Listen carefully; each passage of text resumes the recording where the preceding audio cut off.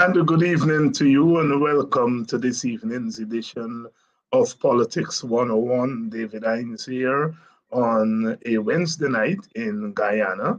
It's always good to come to you from Guyana, home base, and to share our thoughts and our perspectives with you tonight.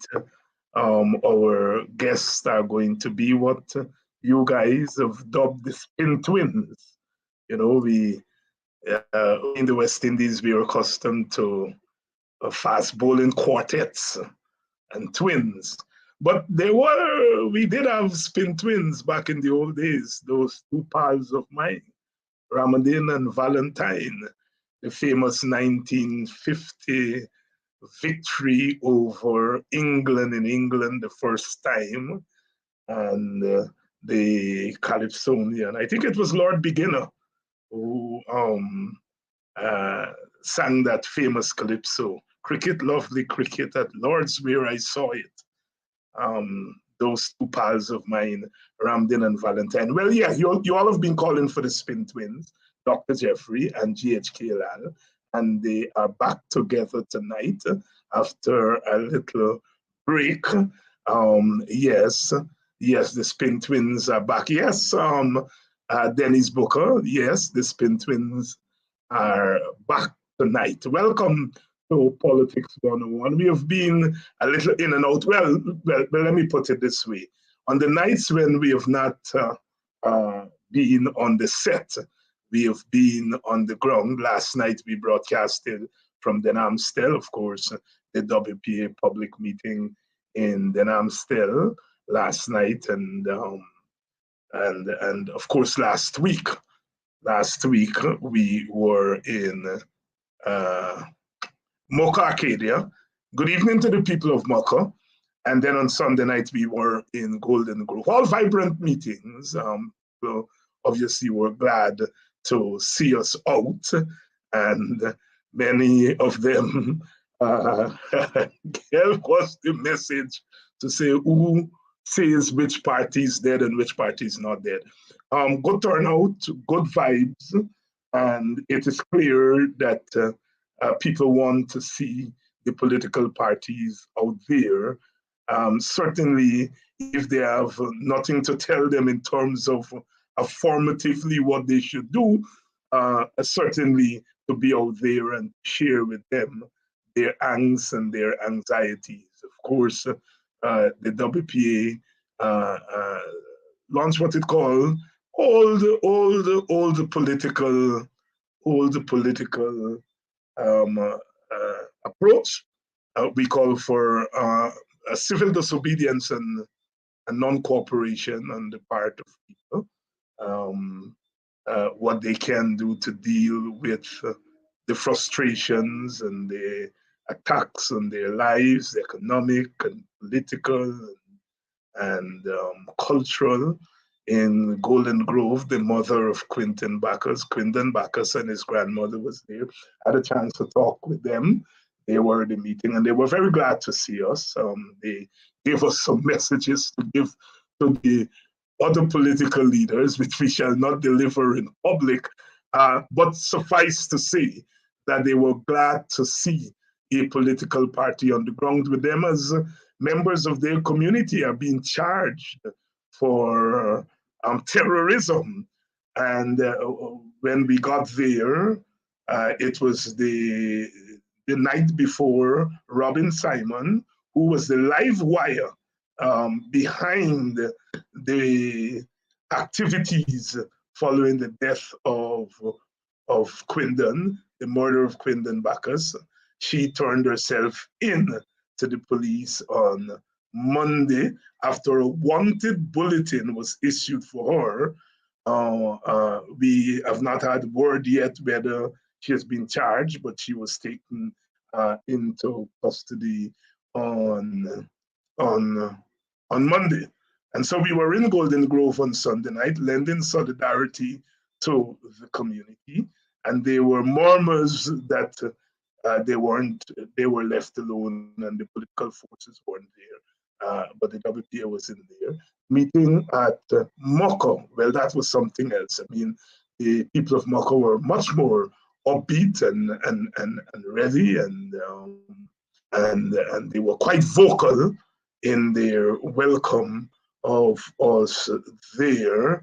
And then last night, like I said, we were in Denhamstel, and tomorrow night we're going to be in Buxton. We're going to be in Buxton tomorrow night. We're going to be in Buxton tomorrow night. The PPP through its mouthpieces are already beginning to say that the WPA is going into for the kill to replace the PNC in the African Guyanese community. You know, all that good stuff. Tomorrow night at Buxton, the PNC leader and leader of the opposition will be a guest speaker on the WPA platform. It's a tradition of our party that when manna falls from heaven, you share it.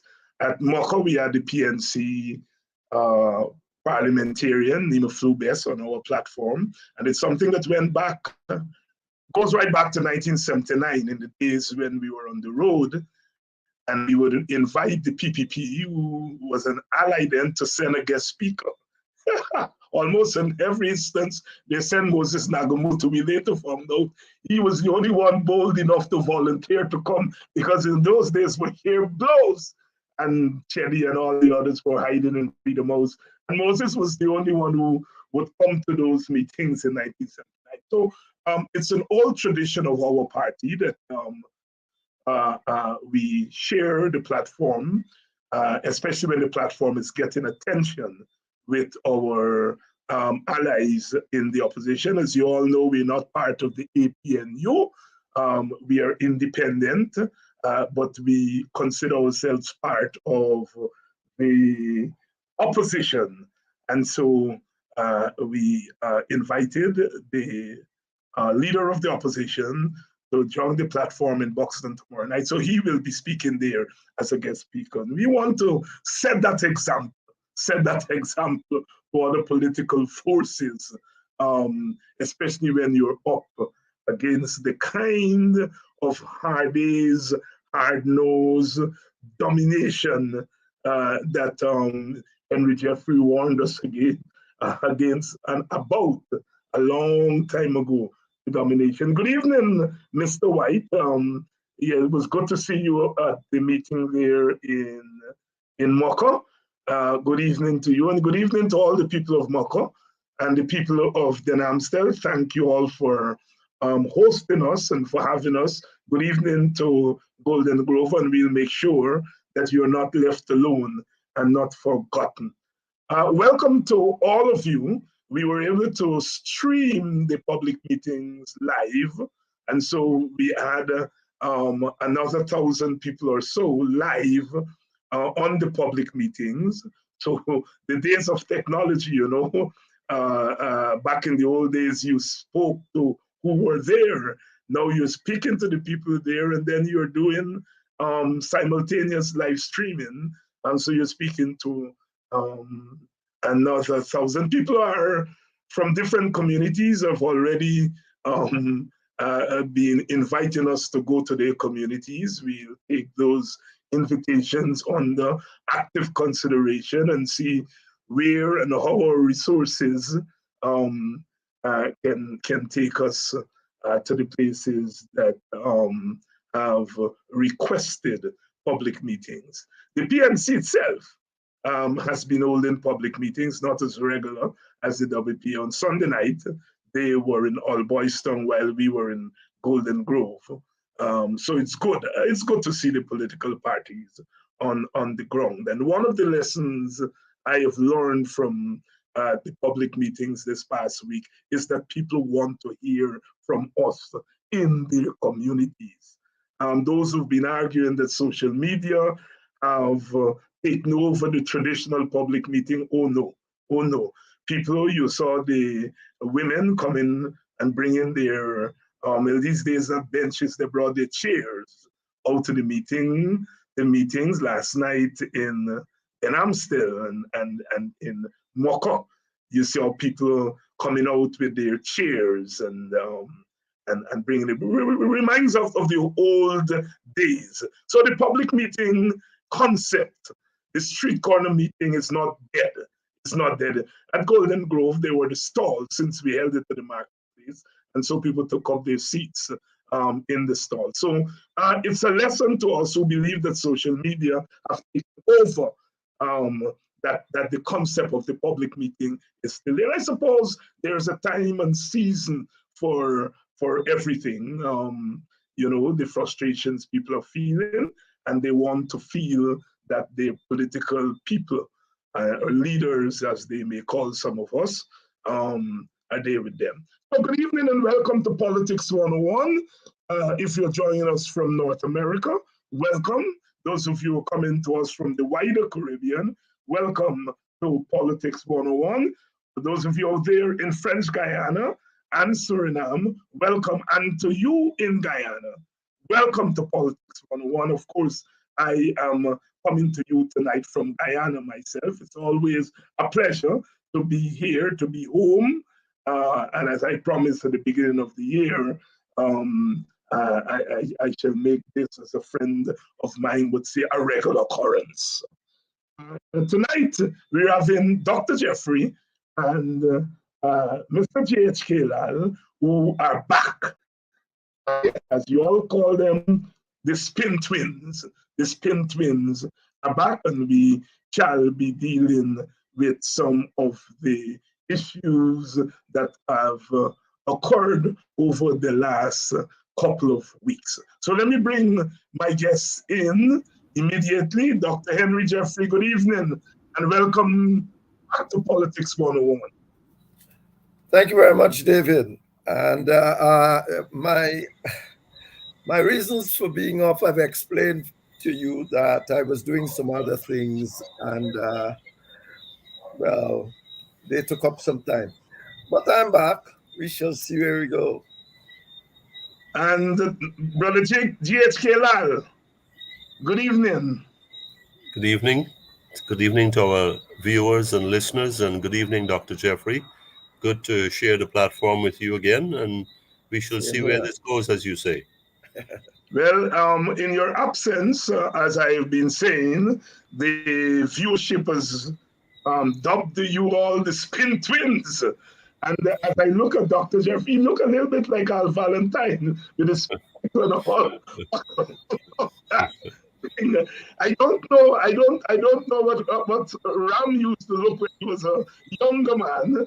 But, he had a full hair ahead. He had a full hair ahead. But yes.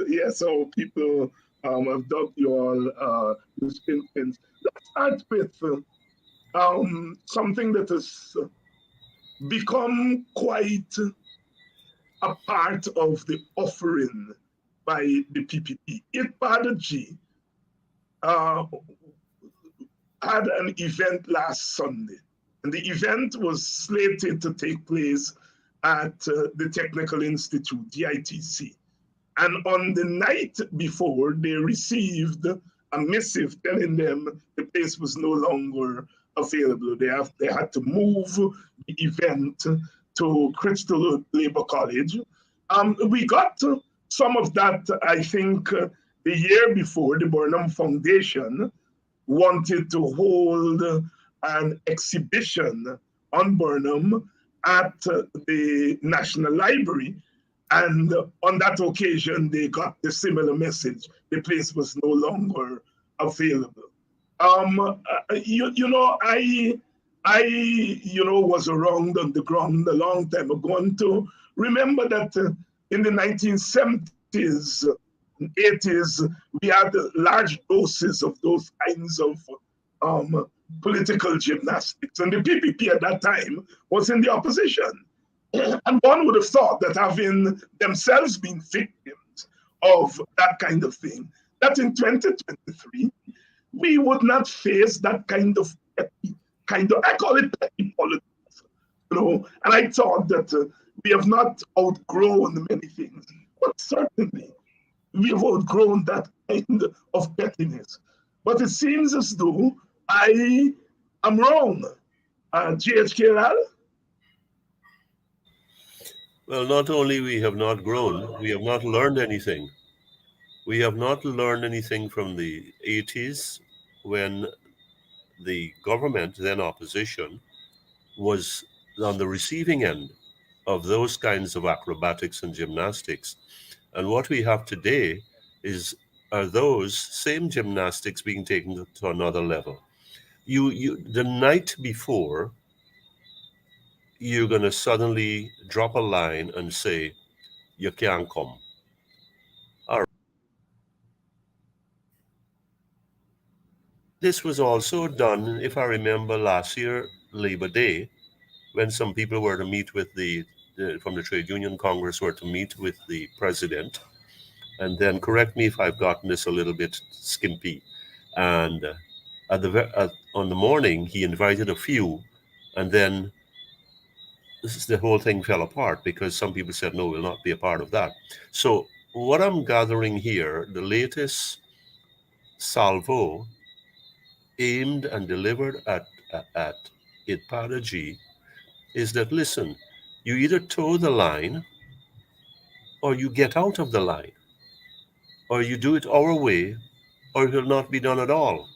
So the government is on the back foot here, because from what I'm reading in the media, based on where Chairman Alexander has taken this matter, the loose lips sink ships. And the Honorable Vice President, and I'm going to go here right now, Dr. Hines, if you'll permit me, as we were talking about it, Padaji, they came out with guns blazing about who fraud and who did wrong and how the money being misused and so on and so forth.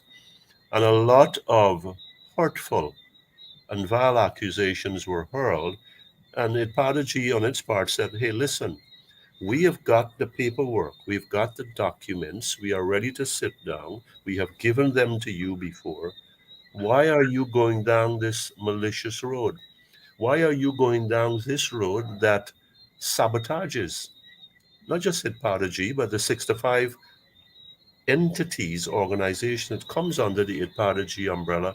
And at this particular time, this decade, the brazenness, the maliciousness, as we say in Guyana, the donkey dam.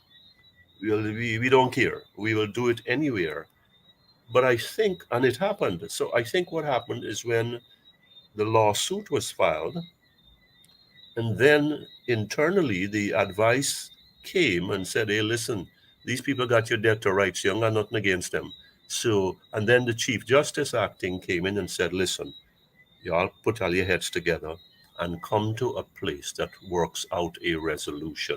I think the PPP got a face-saving gesture there to the judicial system apparatus, and it sees it because I notice now the Attorney General has signaled, and Nigel Hughes is still, I don't know where he's at with it, saying, well, look, let us, pursuant to the Chief Justice directive, let us sit down within the month and come up with some names.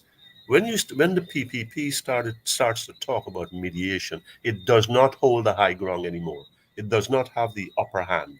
Therefore, it is looking to fold its tent, but very, very subtly, very carefully, and by holding out what is looked upon as an olive branch when we started to talk about mediation. The people at Idpadaji were libeled. The Idpadaji organization was targeted, and the people who are the beneficiaries down the line were made to pay a price. And those people are of one segment of this population, which feeds into what has been going on into the other areas that you were talking about before and that we will continue to talk about tonight. What we've been talking about in many of the programs.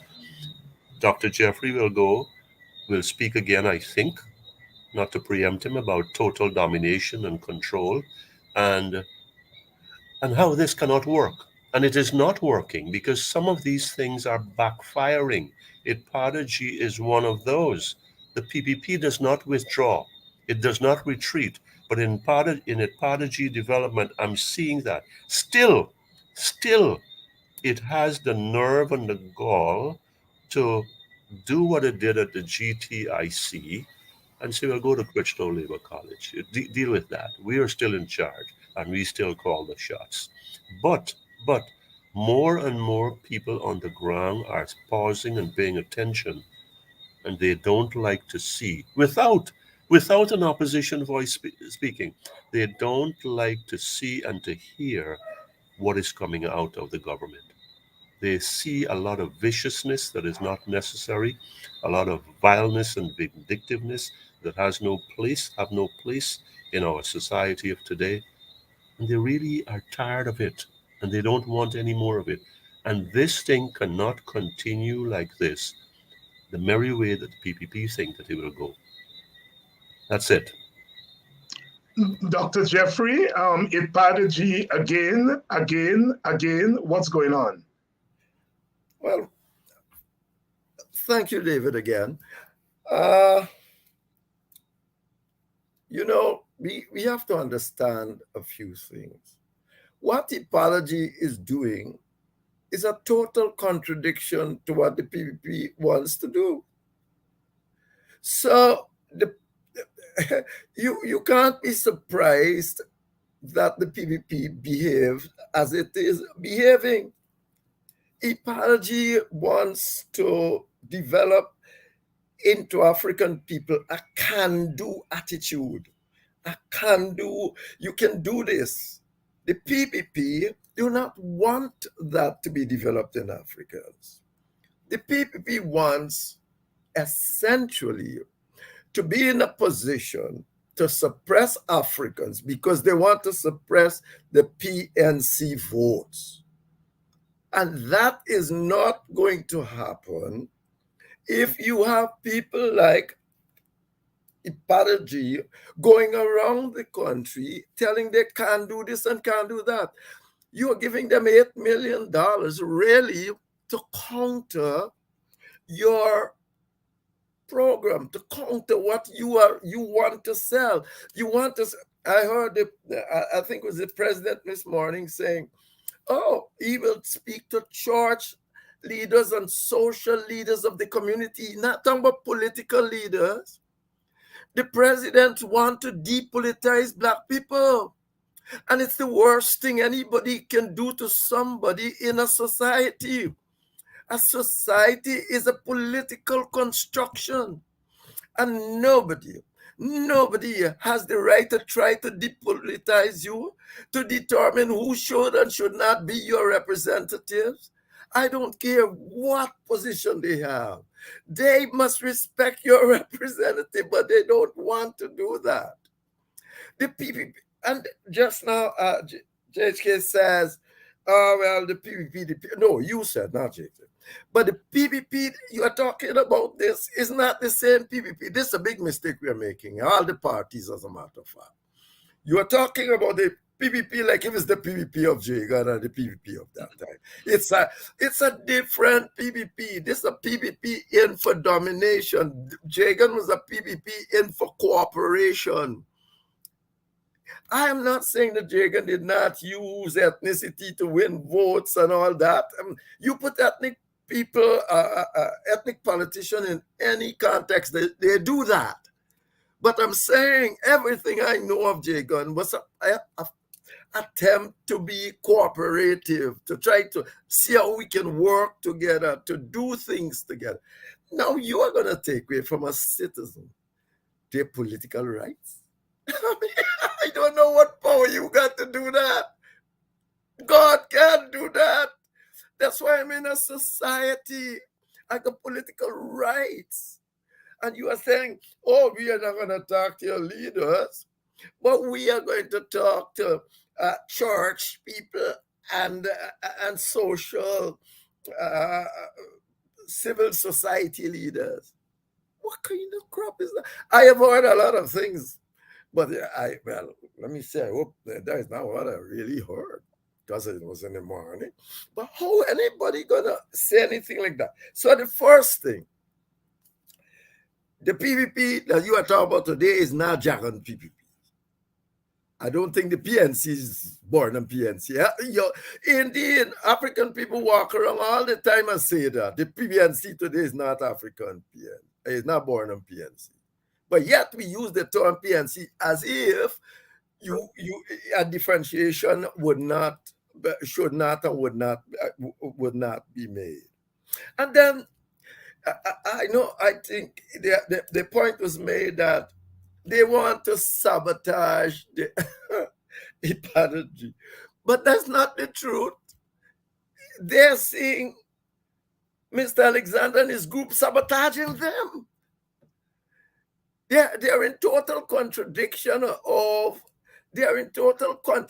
as to their objective. Alexander and his group trying to build black people, trying to do all this thing. And if they're doing that, they must recognize when they are being discriminated against. They must. They can't avoid it. You can't go in a place and people are telling you, you claim you represent in this decade of peoples of African descent and don't know that. So Alexander, they got to, no matter what they feel, they must deal with this issue. But the PPP don't want to deal with it. Even that issue would not solve the problem. Even if you solve that, it would not solve the political situation in Guyana, because politicians can make anything of the other's view. But I'm going to tell you, I kept saying, if the PPP thinks that it has been doing so well, that it loves black people and it has been looking after them equitably in the situation, they have all these resources that they are throwing all over the place. Why don't they do an ethnic disparity analysis, call people together, and let's see an ethnic disparity analysis of how this wealth in this country has been distributed over the period of time? Britain do it. Britain did an ethnic disparity analysis. If you bring the same civil society and churchmen and everybody, get them together and say, look, Jagan would have done it. You remember Jagan, what he did? Jagan said, you all want increase in salary? Jagan said, set up a committee and said, give them the books. Of course, it started a raucous in the PPP because the people who were there didn't want to give. Oh, you would just give the books. And Jagan did it. And that's how you end up with the Armstrong arbitration and all that. So the PPP got a way of saying to black people tomorrow morning, since we came to office, you have not been worse off. You have been better off. You have kept the breast. Do an ethnic disparity, and if you can do it in England, why you can't do it here? So I know all of that it's a joke. Their motive, the apology is doing things that are contradictory to what the PPP wants to do. The PPP believes it must beat down the African people. It doesn't think necessarily that they'll vote for them, but they must make them uncomfortable and they must make them feel like they're opposition or nobody, that they are all weaklings and it's gone away and all of that. And they want to do that.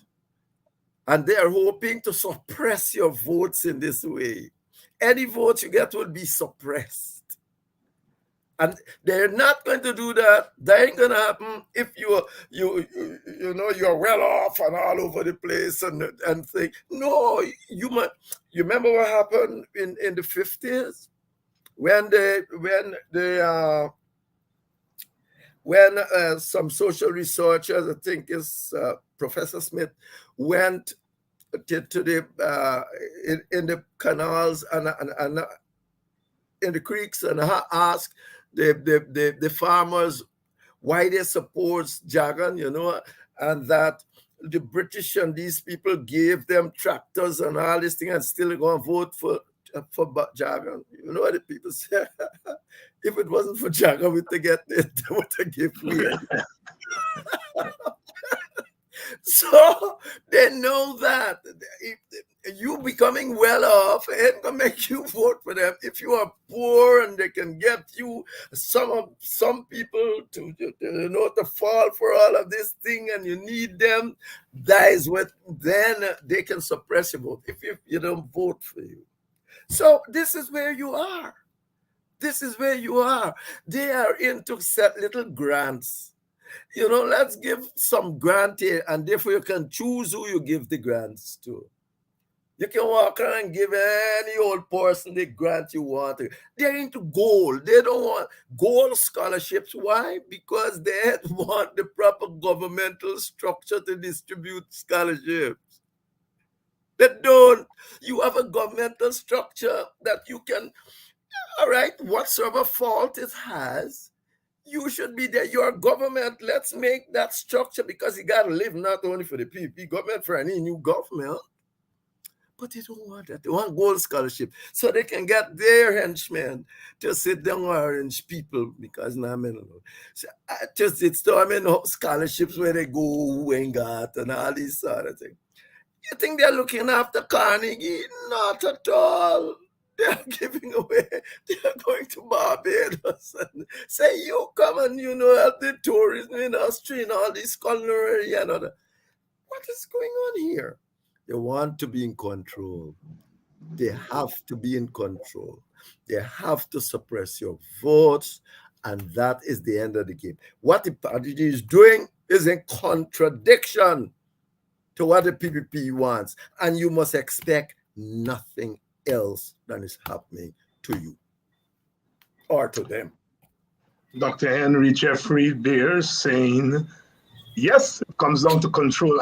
Happy International Women's Day today, March 8th, International Women's Day, to all our women, our females.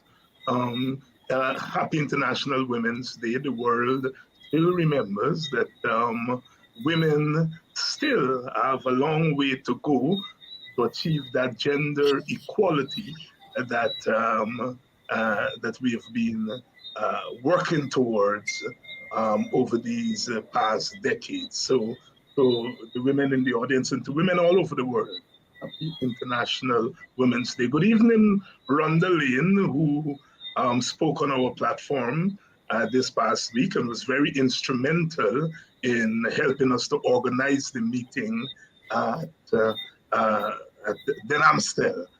Good evening to you, Rhonda, and big up to you. Happy International Women's Day. GHK, this was not on our agenda to talk about, but are you at all surprised that a quote-unquote small party that has not been very active on the ground over the last couple of years went into these communities and got a relatively warm, a very, very warm response that I think surprised even the leaders of the WPA themselves, the kind of response they got. So you first and then Jeffrey. Well, I am not surprised at all, because I can tell you from the ground up, and I don't travel as much, and I'm hearing this from people who can't say it publicly, who are fearful of saying it publicly. And this goes not just with people who didn't vote for the PPP, but people who voted for them, who are diehard supporters that thing no regular, thing bad. Them chaps this, them banners this bad. They're overdoing the thing. We heard this in the first 23 years, and we are hearing it again in a matter of 2.5 years. Their own people are stopping and shaking their heads negatively and saying, no man, not again. So I am not surprised at all. As a matter of fact, I think this will only grow because people are impatient. They are frustrated with what is happening with the governance of this country, with the stewardship of the oil, and with the distribution of the pie. Now, I want to go to something, a couple of things that Dr. Jeffrey said, and in response to your question, total control and contradiction, the work of the Ipadachi. Total control, and you go about to flinging about money here and there to calm some people down, to reassure your allies. You're creating a dependency syndrome. These people must come to you, and I think the president himself has said, "You gotta come to me." This is a president. This is a head of state. Or you gotta come to me, right? So he must be one. Think of himself as one of those old-time mandarins from the Orient. All right, where you gotta come down and kowtow at his feet, and so on and so forth. And so dependency syndrome is being nurtured and fueled, but it's not catching hold. So that is why when you folks go, you can get listening ears, you can get people bringing their chairs and camping and saying, like if it's an old time political revival setup, we want to hear, because all we've been hearing are lies and falsehoods and deceptions, things that don't add up, things that we can't put our hands around. In terms of the ethnic disparity analysis that Dr. Jeffrey is talking about, we were talking about this before the program became live. I saw two headlines yesterday, two headlines, and they're compiled by this fellow with a PhD from somewhere in Washington, D.C. And they make for interesting headlines. I don't go beyond the headlines because essentially I can figure out what is going on in the gist of it. The first headline said, Guyana's GDP growth results in 17,000 US dollars per capita. That's $3.5 million per Guyanese, man, woman, and child. 750,000, 760, 80, whatever that number is.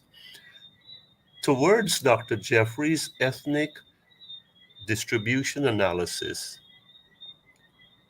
how many, let's not even go in terms of ethnic yet, how many poor Guyanese, black, brown, indigenous, participated or can say that they have tasted anything remotely resembling 17,000 US dollars for all of last year? When the numbers, and I will not dispute the numbers are there, and I happen to agree with them. 17,000, that's how rich we are. That's how well positioned we are. And across the board, so what we have is about 95%, give or take, of that total, the accumulated $17,000 per person, going to 5% of the population, less than 5% of the population. Those people with their shore bases and their land bases and their land cruisers and whatever else.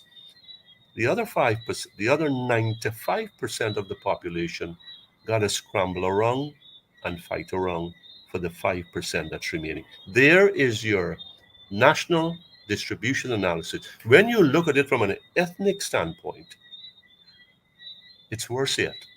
Because you have, and we know this, communities who are being bypassed and ignored. We have whole sets of people, sections of people, public servants, nurses, teachers. Who are the people there? Policemen, discipline forces. Who are the people there that are not taking part, are not part of the prize, are not part of the pie? And that is a stark reminder of where we are. Behind all the numbers behind the numbers, the people who are feeling the pain, the people who can't make ends meet.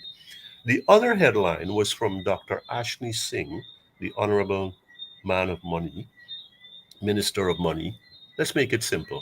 Don't wear that long title. The Honorable Minister of Money. Oh, the economy, the oil economy alone last year did better than expected. Better than expected. That's his words. At 124.8% growth. My God. Our economy, Dr. Hines, Dr. Jeffrey, grew more than double, 124.8%. And The best you could give the pensioners in this country is 5,000 Guyana dollars. Huh? 17,000 US dollar per head. Mine rowing. I will not argue with the calculations. I'm taking your own numbers. 17,000 US dollars, $3.5 million per man, woman, and child. And you gain pensioners $5,000? Huh? You give the income tax, the people who work in a $10,000 increase in the tax threshold, the tax exempt threshold. So where's the $3,000 a month? I mean, this is beyond vulgar. This is obscene. Our economy doubled and our people are shrinking. The World Bank said 48% of the people living on $5.50, 1,100 Guyana dollars a day. Go to the market and you're lucky if you could put together one meal for them. Forget about 3 square. Reality, folks, this is your distribution analysis writ large. This is your distribution analysis in blood, sweat, tears, pain, and agony. So that is why, Dr. Hines, when you go and beat a drum and you ain't got nothing for say, even if you ain't got nothing for say, the people are going to come out because they're frustrated, they are angry, and they are impatient. And this thing, no matter all this control business, this thing can't hold. This is not to alarm anybody. This is not to threaten anybody. This is to alert our brothers and sisters in charge. Don't go down this road. Please hear these little bells ringing by little people like me and say, you know what, the man onto something. The man feeling a little pain too. No matter he come from outside. But he's feeling some pain, and he's speaking for those who don't have a voice, because they don't write letters, they don't write columns, they don't run the television and the radio, but they got for live, and they can't feed their children. And there is our economy. There is our fastest growing economy and top 5 on the richest GDP and all those lovely, lovely, lovely numbers. What does it mean for them? What does it mean for us? Where, after all the numbers are sifted through and parsed through, how has this made the lives of the ordinary Guyanese and of every Guyanese different, other than the big shot and fat cats? And as long as no change is happening, nobody's listening, people will come out. They are looking for the kind of leadership that will, and I'm going to use a word here, that will inspire them. Notice I didn't say spark them. That will inspire them, give them hope. And you, when you go out, WPA, whether this day, some other goes out there, people who have been through the ranks, been down the road, up the road, and they will say, we've been waiting for you. We've been waiting for you. And that is why you get that kind of welcome that you get. GHK Lall there, and certainly your assortment, your assertion there just now, we've been waiting for you, is the kind of feeling that I got. Henry Jeffrey, you've been around this party thing, story and thing a long time, and I suppose you have a feel for how communities respond, when they respond, what they respond to. Are you surprised that people, despite all the frustrations and lack of movement and the opposition party in a particular direction, they're ready to come out to listen to political parties? No, not at all. Not at all. And but I think most of the people see you as part of the solution. They see the PNC as part of the solution. No matter you walk away from the PNC, they still see you as part of the solution to what is going on. And during the election, you used to walk around and apologizing for the government. People remember.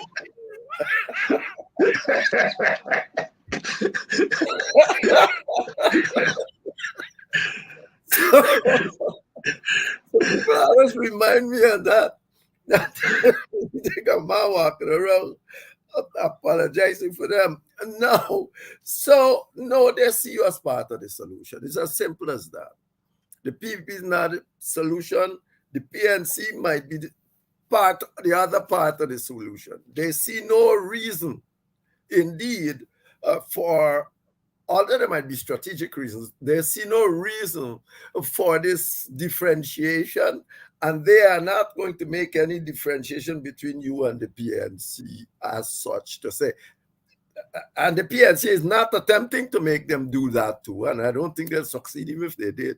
The truth is that you are out there, you have been struggling with to try to make this arrangement a bit more democratic, a bit more responsive, and therefore they support you. They don't see themselves as walking away from the general drift towards a better society by coming and supporting you.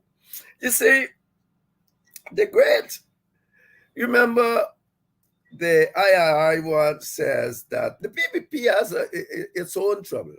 Remember the IRI, the Republican Institute, did a research that said only 22% of people believe that this government is a representative of the people of Guyana. 22%. Of course, the PPP, the PNC goes on its high horse and say, well, that's all the vote the PPP got at the last election. Well, I won't go there. I don't think that is true. But what is going on in Guyana is the people know what is going on in Guyana. This is not what you call a regular democratic country. It's a country that all sort of manipulation goes on for votes here, there, and there. Too many people are involved in this for people not to know on a widespread basis. So no matter what you tell people, now you might try to blame 2020 election. You might go there now and try to blame the poor Claudette Singh, that she needed managerial.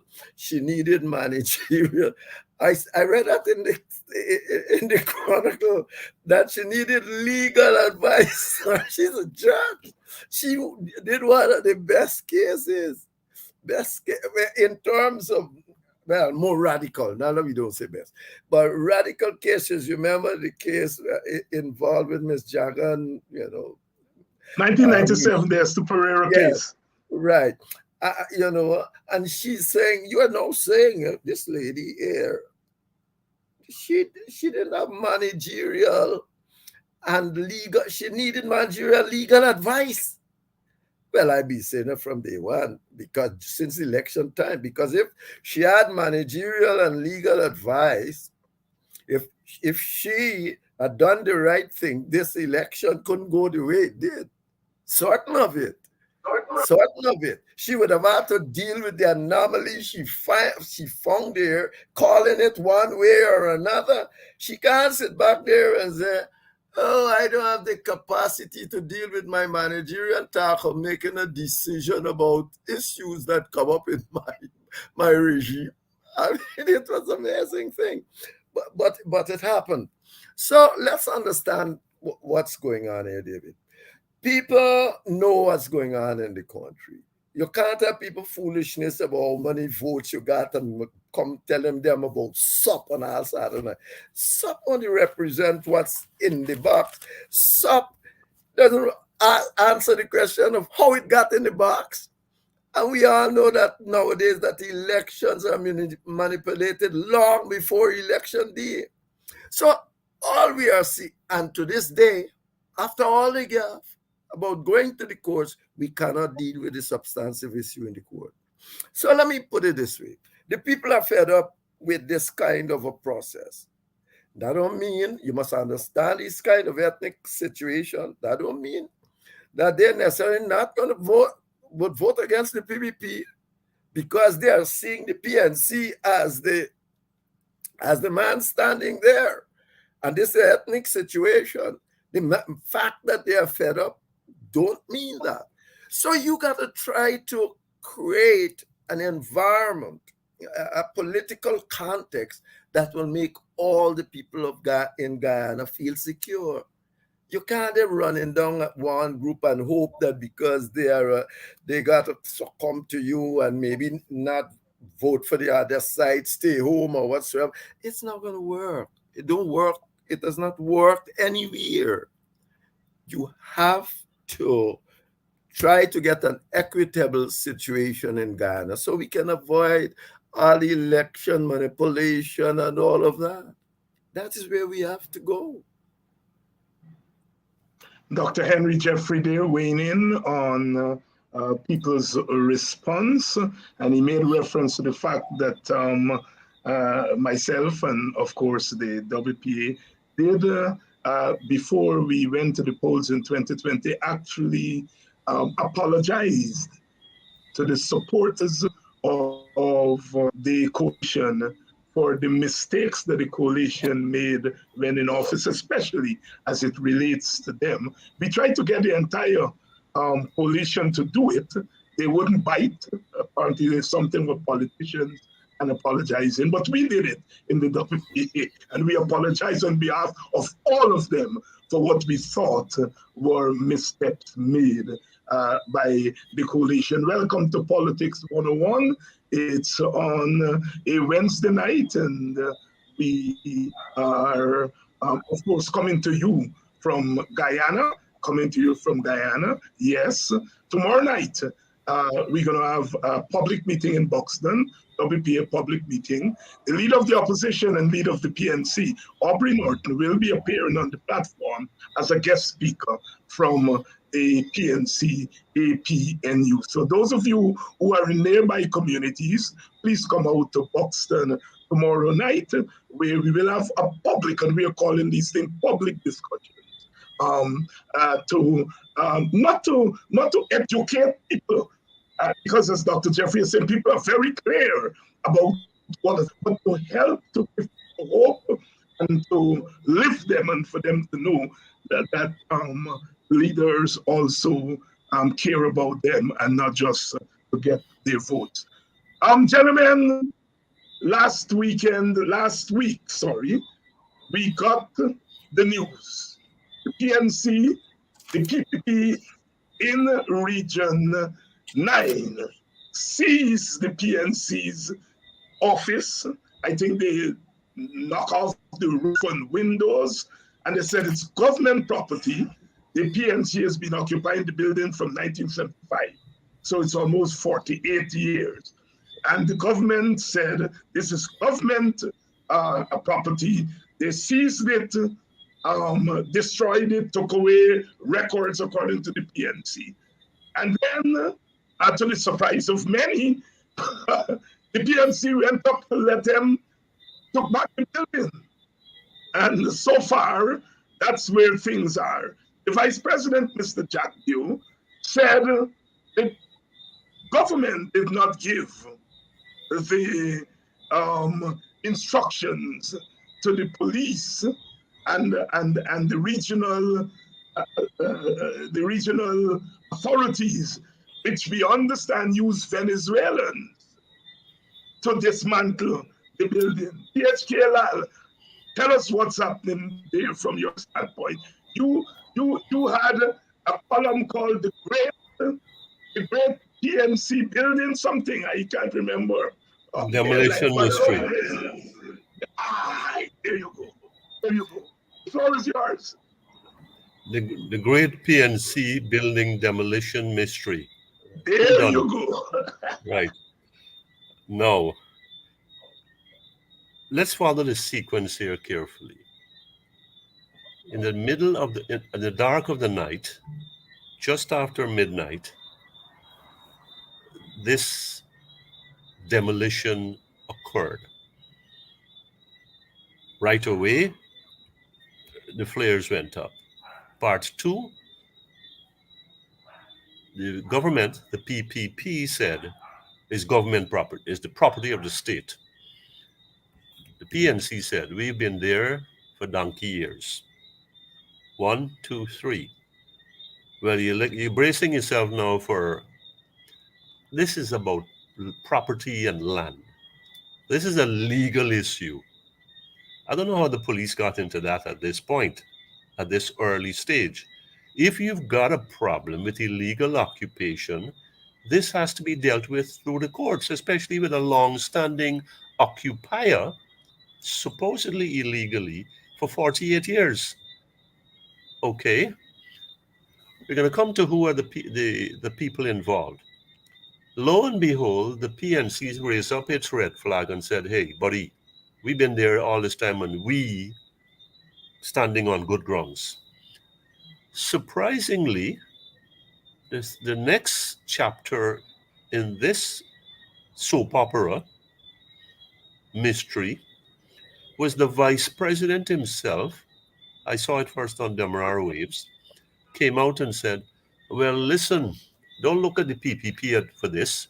We ain't got nothing to do with this. I'm using my words. We ain't responsible for this. We didn't pass no orders.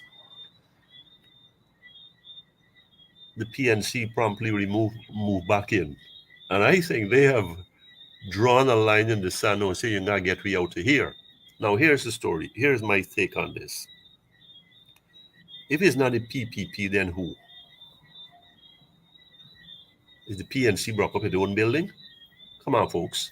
Is some Venezuelans ain't got nothing to do for go and rob some gold miners, excuse me, or do what it is doing the intimidate the indigenous communities?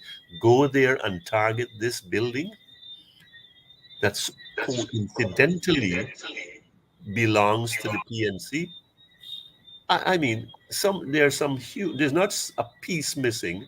There's a number of links missing in this chain. And right away, when the PNC then roll over and say, all right, 4 foot up in the air, do what we want. Up comes, when the PNC did not roll over, up comes the man in charge, the vice president himself, and say, well, we hands clean.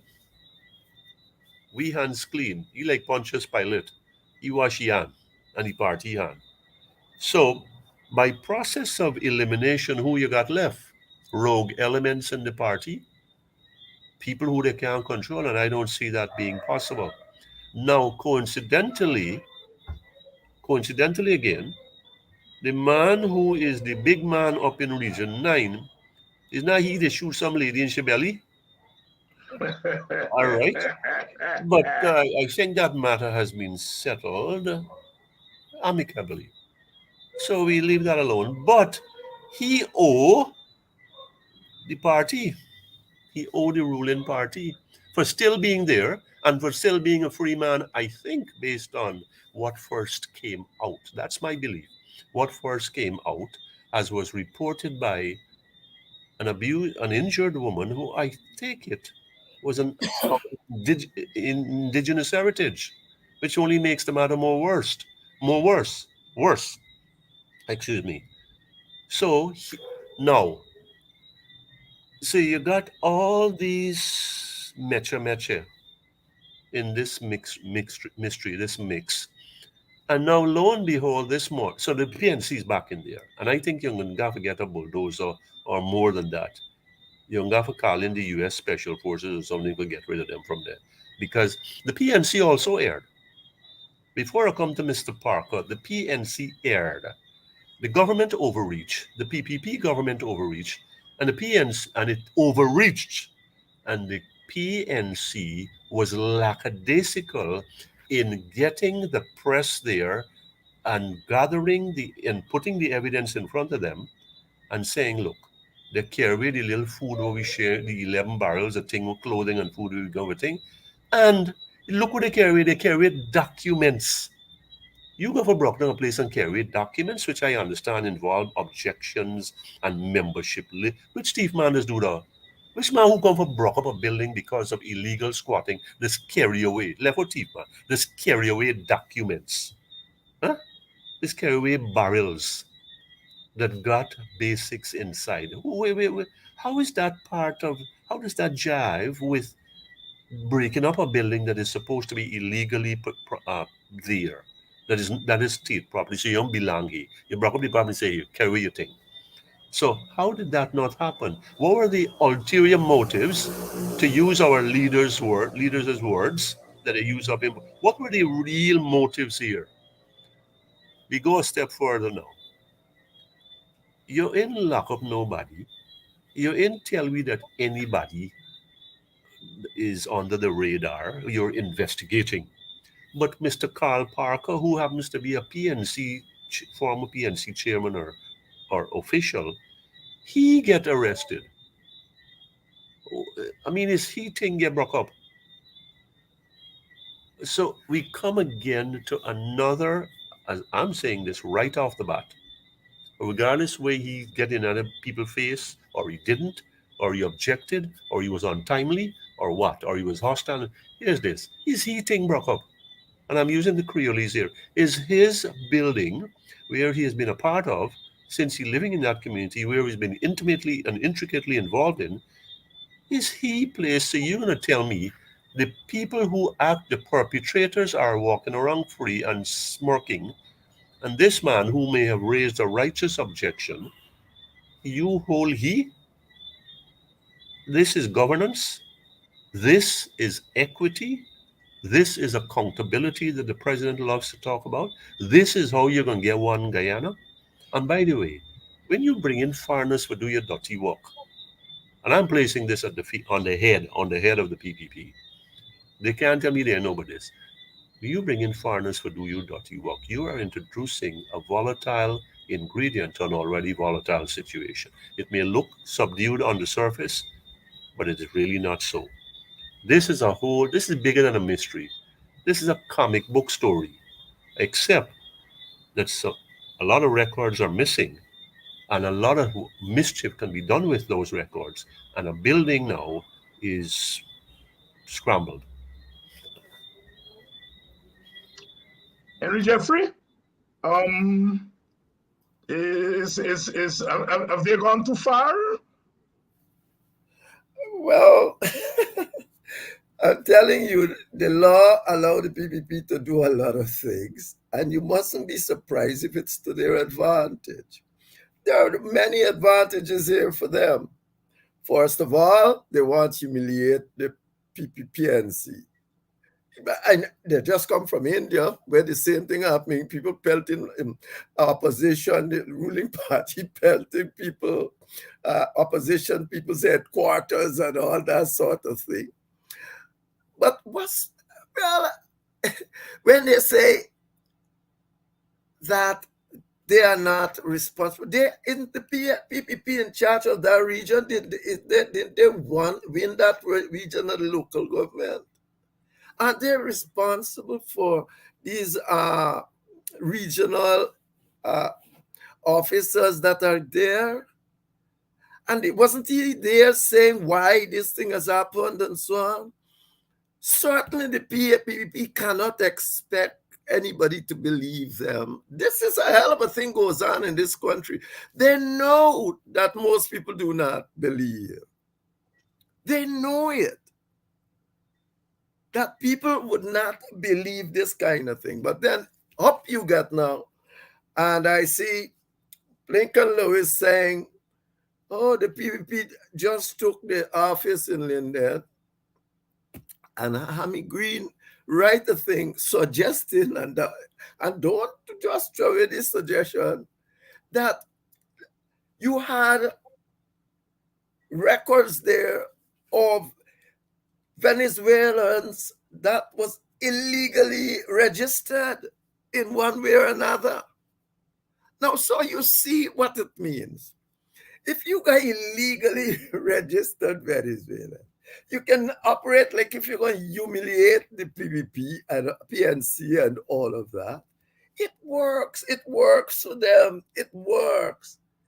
And then I think, well, I'm going to leave that part for the moment because I think sometimes when the PNC itself speaks, it must recognize how it is saying things, because it can say things in a manner that sort of reduces the effectiveness of its own party. But let me leave that for the time being.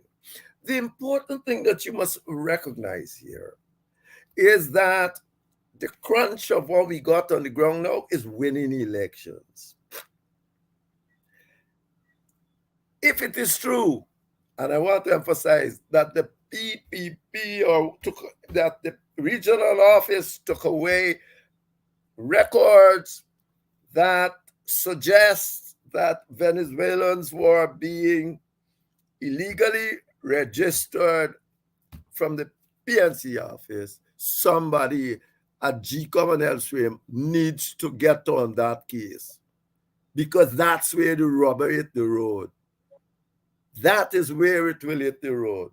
So, but no, I'm not surprised. They got a whole lot of wins here. They apparently show their supporters that they can throw out the PNC. PNC is a weakling party. They would like to say, well, as GHK say, they gone back in and been bulldozer whatsoever. And what, of all things, they have records about our doing wickedness in Region 9. We got to get that one way or another. So, David, when I heard that occurred, I thought it was just the humiliation bit, just going down this road. When I see what is the other things, I say, this is Guyana, my dear friend. This is what politicians do when not only in Guyana, when they don't want to leave office, when they want to control a situation all the time. That's what happens. You have to be prepared if you're a government. If you are a government and you're a Democrat, you have to prepare that it is possible that you will lose, and be prepared to lose. And lose fairly, of course, not that people come in and round roughshod over you and say you lose. But you have to do that. Any person, any party that is in power and telling people they're there forever, for whatever reason, is not a democratic party. But then again, Guyana is classed as an electoral democracy. All I mean is just, all you do is have an election. God knows what is happening. That's what Guyana is classed as. Not as a liberal democracy, not an electoral democracy. That is all you have. And then the electoral democracy, virgin on autocracy. That's what the people say. That's virgin what on autocracy. Anyway, time are running out, so I'm not going to go further. Well, yes. Robin Simon will appear at the Sparendam Magistrate Court tomorrow morning at 9 o'clock. Robin is the young lady who was spearheading the resistance after Quindon Bacchus was murdered, and now she apparently is being charged for what they call this story, what they call the charge, terrorism. And she'll be appearing in court tomorrow. Those of you in the Plaisance, Sparendam area or somewhere in the East Coast, please come out and show solidarity at 9 in the morning. Robin Simon will be, as we say in Guyana, passing through court in the morning. We think that they are going to charge her for terrorism. They'll be charging her as a terrorist. We think so. We're not sure what the charge will be. 9 o'clock in the morning. Make sure that you're out there. GHK Lall, we get consumed, understandably so, with everything that's happening within the borders of Guyana, and we forget that we still have Venezuela out there to deal with. There have been some rumblings coming from that end. Bring us up to date. Well, no sooner that sanctions have been partially eased on Venezuela, where Chevron is back, it's been given a clearance to come back, and it's trying to rebuild some of the oil infrastructure of Venezuela, that President Nicolas Maduro, who is a survivor, let's say that, he starts rattling his saber. He's warning the United States and Guyana for all this extractivism in waters that are disputed, and that this is this is a dangerous path, and that be duly warned that this is highly, highly provocative, aggressive, provocative, and it will not be tolerated. So I think that Venezuela has immediately come out. I would have thought that Mr. Maduro would have been glad he's going around and pressing the flesh in different world capitals and trying to reduce the stench of pariah status that he's endured for so long, that he would have kept a low profile, at least on this Venezuela Guyana border issue, for a little while longer. But he must be under some tremendous pressure too within his constituency, because we're talking about 11 billion barrels of oil, and he'll draw the map wherever suits him. 11 billions of barrel of oil, more and more massive mega gold companies coming here, foreign gold companies coming here and going into our hinterland locations, definitely Essequiba as they call it, and that's lost treasure for the Venezuelans. So he's ringing his bell and saying, "Hey, what are you guys doing over there? We don't like that. We will not sit back quietly and let that go on." And why I am glad we are talking about this subject is that look how quickly and assertively, even aggressively, belligerently, President Maduro of Venezuela, our neighbor, has come out with this. We, in the meantime, are bulldozing homes, dividing communities, broken down buildings. I'm sorry, I can't seem to bring myself to say demolish. Broken down buildings in the middle of the night and creating greater and greater rawness in the divisions and the polarizations that are ravaging this country. Not because the president talk about one Guyana, we even got quarter Guyana. So let's get that part out of the way. So here we are, perched on top of the world, or supposedly perched on top of the world, but everything below us is decayed, is crumbly, is collapsible. And our prime adversary, maybe our sworn enemy, I'll go so far as to say, not maybe, take out that, our sworn enemy, is already on the move saying, "Hey, what y'all doing down there? We don't take too kindly to that." So where are Indians and African Guyanese on this? Where is the PNC, PPP as a government? It has to take the lead here, and the PN. Look, we can all make speeches. Oh, we are ready, and we are prepared to defend to the death our borders. Let's cut the crap out, as Henry Jeffrey just said. Let's cut the nonsense out. At least we can show one face, one body, one strength, one closed fist. Some people might say that's the Black Power fist. One closed fist and say, "Here, you're going to have to pay a heavy price for this." But we don't have that. We don't have that. And I've got to put this tinge to it. The people who standing up at the border is one kind of people. The Guyanese people on this side of the border who standing up there, who at risk, who could be sacrificial lambs in the event of an escalation or a deterioration. Is the president and the PPP not conscious of that when Mr. Maduro rattles his sword? When Mr. Maduro engages in bellicose language? When he is adopting a hostile and warlike attitude? These are not easy words to say.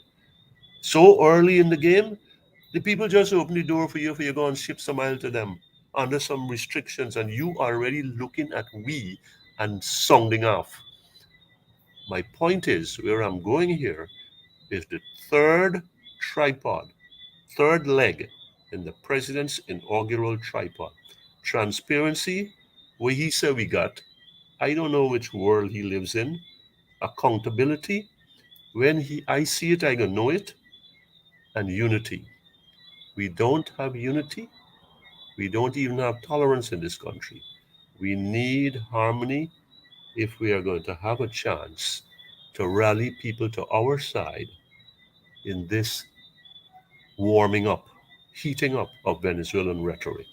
That is why I felt it was timely to talk about this, because within a matter of months, weeks maybe, as soon as the sanctions are eased on Venezuela, Guyana is right on its lips. That was not random, my brothers. Listeners, that was not random. And unless we close ranks, I mean, not just for public relations purposes, but as a nation, as a people, with one destiny, with one ambition, with one where all of us feel we have a part in this patrimony, then we talk in cheese and we spitting in the wind.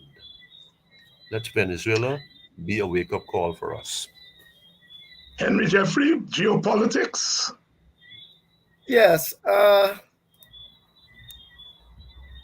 truth is, Venezuela don't have a good case. We've gone to court. They don't accept that we should go to court. That court is necessary. They said today that the Geneva Agreement of 1966 take the position of the arbitration arrangement. Of course, that's nonsense. Because what happened, the Geneva Agreement, Burnham always said, it's a controversy. It's not a dispute. It's a controversy about your claim that you were robbed. It is not anybody accepting that claim and saying, well, all right, let me go back to arbitration. That is why when they first came up with this situation that they were robbed and all of that, that the British judge, the British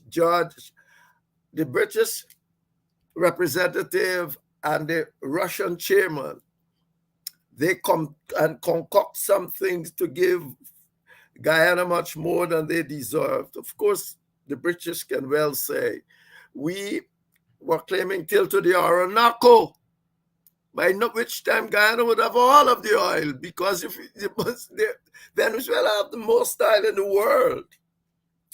Yeah, I mean, and the Orinoco, where Exxon apparently still has, its property did not move it, because that is prime property in terms of oil. So effectively, the British was claiming till to the Orinoco. So effectively, the case is not good. The Americans got them to concoct this situation to prevent Cheddy Jagan from running this country and moving it towards communism during that era. If Burnham did not, and the PNC was not successful, they had to Venezuela back up. Jagan himself said, not me, and the thing, that was what it's there for.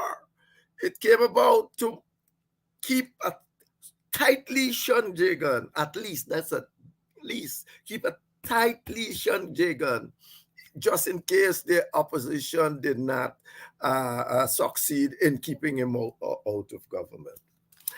But you know what worries me? You know, GHK, we're going to hear much more of this from the Venezuelans, because we are dealing with global politics here. The Chinese lost arbitration in the China Sea to who? The Philippines. Remember? China said, we are not going to accept it, and they have not. Philippines every day got to be complaining. The British lost the case in the Chagos Island, lost the case in to Mauritius. The people tell them, allow the inhabitants that they move from there in all sort of shoddy way to go back. British said, we're sorry how we moved them. That was the bad thing we did. But we are not allowing them to go back. And the ICJ, you even have a United Nations, a United General Assembly resolution that must move, and they are not going back. So we have gone to court. But that court ain't gonna solve the issue. Then never gonna solve the issue. You're gonna get this from Venezuela every anniversary, all the time. There's no end to this. And what might make it worse is that when they have no legal way to go, when I say legal, a proper agreed upon arrangement to deal with it. You remember white trade unions were recognized in the first part of the Industrial Revolution. They were recognized because of wildcat strikes. The bourgeois sit down and they said, "But you can't not have trade union. We don't want trade union, but you better have somebody that you can talk to stop these people because they're striking all over the place." No, we got to be very serious. Venezuela, I believe at the end of the day, after this court case, I think they lose. Because I don't think they have any solid case here. But when they lost, they're going to stop them. They're going to continue this, and we're going to have some sort of arrangement for discourse. Some sort of arrangement for discourse. So what they are doing there, again, not surprising. It was the anniversary of 20-something and 50-something anniversary of the Geneva Agreement, and they want, and now they are back in Americans' good books in the sense that America needs them in the Ukraine debacle and the need for oil and all of that. And so they are doing what they are doing. We have got to keep our eyes open. Don't start believing that this court case is the end of anything.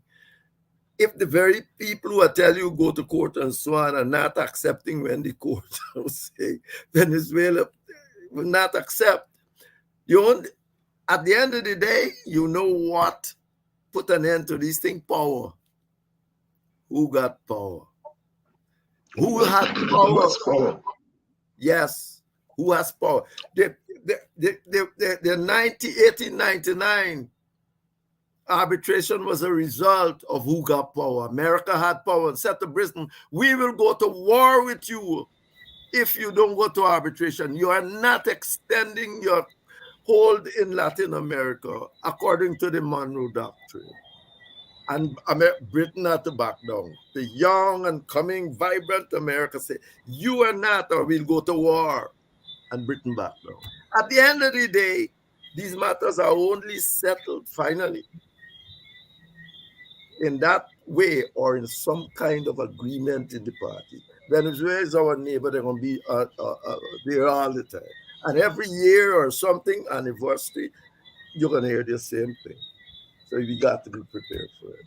Thank you very much, Dr. Henry Jeffrey, Dr. GHK Lall, and you coming on tonight, and as they say here in Politics 101, the Spin Twins are back. We've run short on time, so we skipped the closing thoughts tonight. Thank you, and I'll see you all in 2 weeks' time. Thank you. And, thank you very much. Thank you very much, the audience, for staying with us. Please, those of you who are in the vicinity of the Sparendam Magistrates Court, please turn out in the morning. Robin Simon of Golden Grove is passing through court tomorrow. We suspect that she would be charged for or with terrorism in relation to what happened or what was made to happen at Monrepo. So turn up in the morning if you can make it. If not, I'm sure the various programs will be live. Thank you all so very much for coming on to Public Politics 101. Tomorrow night, of course, we are coming to you live from Buxton, WPA public meeting. Main speakers, yours truly, Takumo Gunse, Kidaki Amsterdam, and the guest speaker will be Mr. Aubrey Norton, leader of the opposition and the PNC. See you all from Buxton tomorrow evening. And then on Friday night, we come back with Black Matters. Black Matters.